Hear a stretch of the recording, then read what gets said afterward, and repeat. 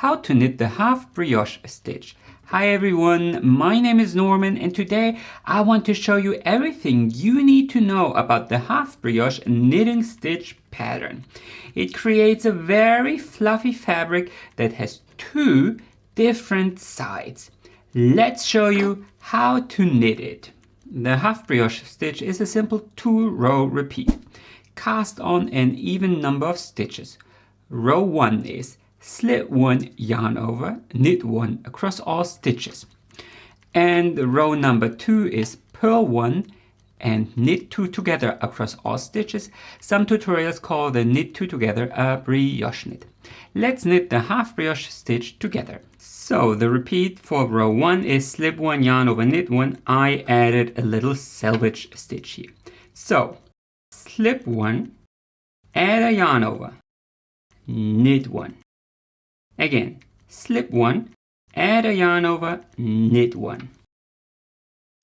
You can easily combine slipping and adding a yarn over into one motion like this. Let's do it one more time, like this. And continue repeating these 3 stitches until you reach the end of your row. And in the return row, it's purl 1 stitch, purl 1, and then knit 2 together. Purl 1, knit 2 together. And again, some tutorials call knitting the yarn over and the stitch together a brioche knit. So it's always purl 1, brioche knit, or knit 2 together, however you want to call it.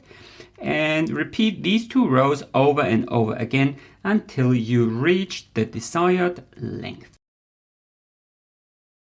Anyway, that's how to knit the half brioche stitch. Please give me a big thumbs up if you liked this video, and of course consider subscribing to my channel in case you don't want to miss any new videos. Happy knitting!